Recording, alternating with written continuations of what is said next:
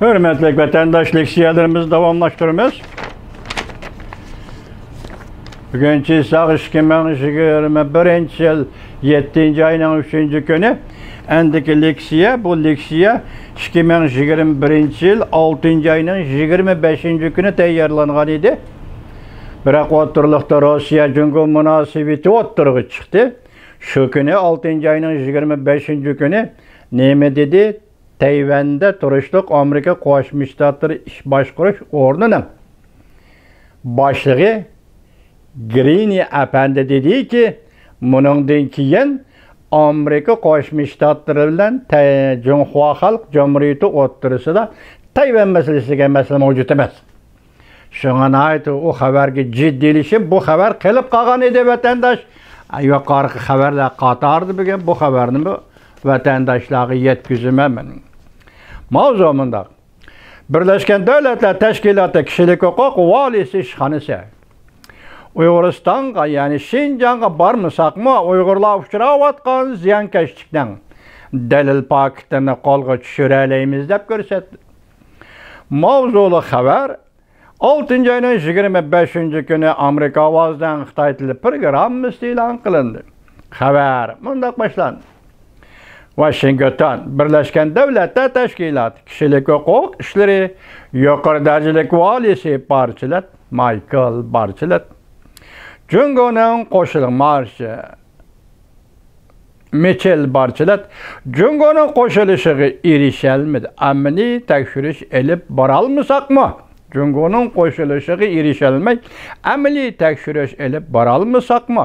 Uyg'uristonda Uyg'urlarning zulm zahmatga uchraganligi to'g'risidagi dalil paketlarni qo'lga keltirish amalimiz bor deb ko'rsatdi. Faoliyatchilar, diplomatlar mundaq oshkorladi. Michel Barchilat xonim sabr toqatini tugatdi. Barchilat daftining birinchi kuni mundaq ko'rsatdi. Uzundan beri kutib kelayotgan Uyg'uristonga tekshirishga berishimiz bo'yicha Jungo taraf bilan birdek fikr hosil qilishni umid qilib keldik. Mush yilning ma'lum bir kunida Uyg'uristonga berishimiz Uyg'urlarning nazar band qilinganlik ahvolini, jismoniy qiynashga va majburiy emgakka selinish ahvollarini tushunishimiz, bilishimiz kerak edi. Kanada va Amerika boshchiligida 45 davlat haftaning 2. kuni Jungo hukumatining Barchilatning darhol Uyg'uristonga berishiga, amaliy tekshirish elib berishiga ruxsat qilishini chaqiriq qildi. 45 davlat bayonotida mundaq ko'rsatdi.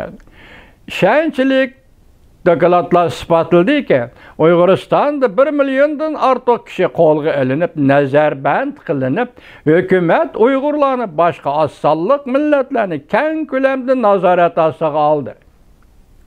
Ularning erkinligi Uyg'urlarning madaniyatini ham cheklashga boshladi. Bayonotda mundaq ko'rsatildi. Beijing Birlashgan Davlatlar Tashkiloti kishilik huquq ishlari valisi Barchilatning va boshqa mustaqil tekshiruvchilarning darhol ahamiyatlik va cheklamaga uchramay Uyg'uristonga berib, tekshirish elib berishiga yo'l qo'yish kerak.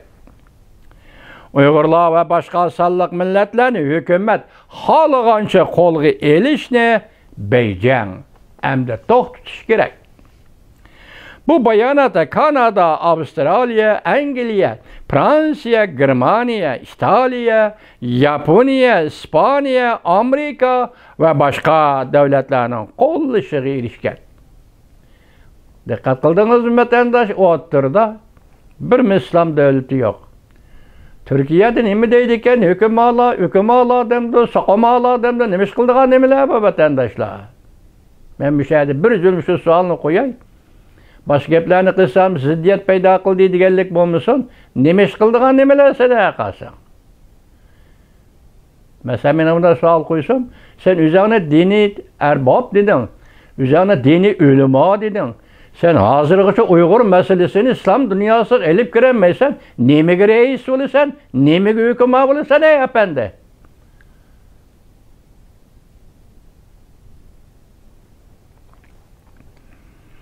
Barchilar haftaning ikkinchi kuni mundaq ko'rsatdi. O'xshashli kishilik huquq ishlari yuqori darajalik valiyning ishxonasi ayblangan Uyg'uristonda yuz bergan kishilik huquqi xiloflik qilish harakatlari to'g'risida chunqur tadqiq qilib baholash erib beryapti. Barchilarning kishilik huquq komiteti huquq bermagan ahvol ostida yoki aloqador davlatlar taklif qilgan ahvol ostida kishilik huquqi daxli tarvuz qilgan dalil isbotlarni yiroqdan yig'ib to'plash huquqi bor. Mana bu katta huquq ekan.